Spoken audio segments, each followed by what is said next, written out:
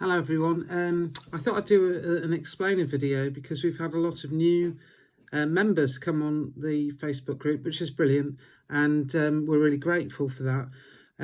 But I'm aware that whereas I've been running this campaign with the others for about 8 months now, we have we're quite deep into the subject, let's put it like that. So I thought I'd try and do a short explainer video.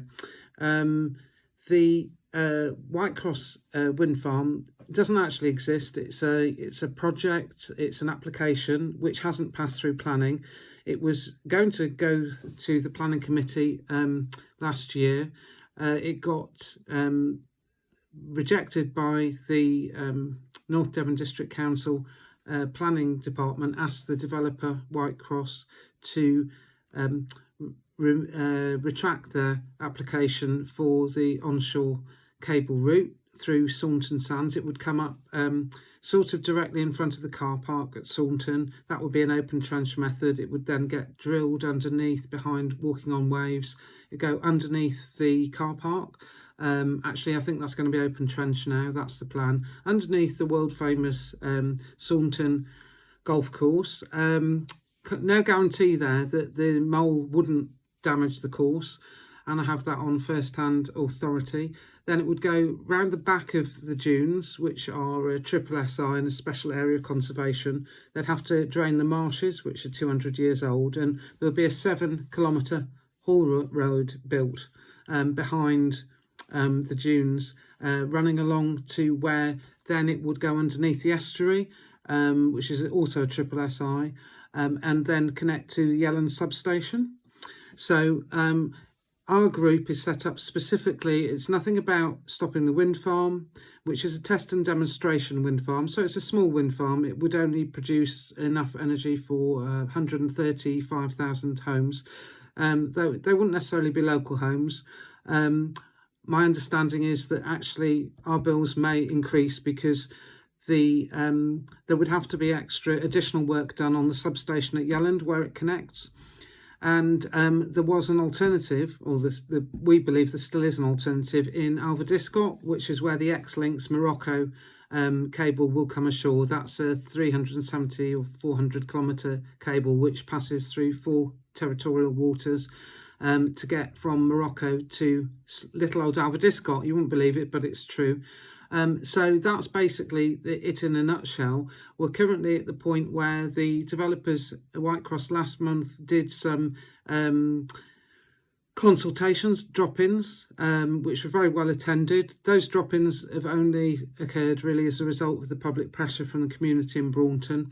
And it might seem to people that aren't from this area that it will only affect Braunton, but obviously that's not true. It will impact really very hard on Croyd, Woolacombe, Ilfracombe if it goes ahead.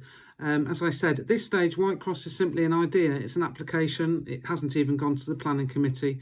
And there's no guarantee that it will. So if you really look into it, you can find any number of amounts of information on our old friend Google online. It's really easy. You can see the economic ambition that the government's got for this area, which is all about developing this type of offshore wind farm, which is called floating offshore wind, because they can get a lot more wind, a lot more energy from the wind in this area if they have the loosely anchored turbines rather than the ones that are embedded, which you get on the East Coast. The East Coast is so that's the economic ambition. The government is largely letting the market decide what happens on this side. It's a little bit like a gold rush, if you imagine that. The Crown Estate sells off the lease on the seabed to the people they feel, the companies they feel the right people to give the tender to, and then they develop their technology from there. On the East Coast, they have done that, and it's like a cat's cradle over there of cables coming to shore.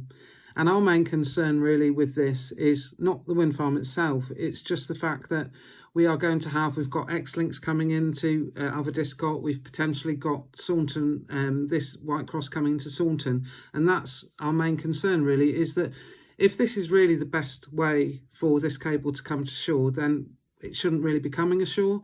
We've got really precious ecosystems here. People don't seem to really value the Burrows perhaps as quite as well as they can. We've got a world famous longboard break and the surf there, which could potentially be impacted by this development. There's over 470 species on the Burrows. So it's a really, really valuable, it's of worldwide importance, that. And the marshes at the back are over 200 years old, and they're a special area of conservation. So I think it's really important that people don't think, well, it's the people in Braunton, they're just, you know what they're like, they just don't want it. No, we don't want it for good reason. At the beginning of this, we were concerned, and the more we find out about it, the more concerned we become. So I hope that's given you some sort of insight into it. And, thanks for coming to the Facebook page, if that is in fact where you are watching this. If, we've been lucky enough for your friend to have shared it to their page or to another community group, brilliant. Please, come onto our Facebook page. It's a public group. I should say hello White Cross, because White Cross look at our page every day. And, we are a public group that anyone can see, because we want to be transparent, and that's the approach we're taking. So thanks very much for your time, and hopefully you'll join us and see the sense in our point of view. Thank you. Bye.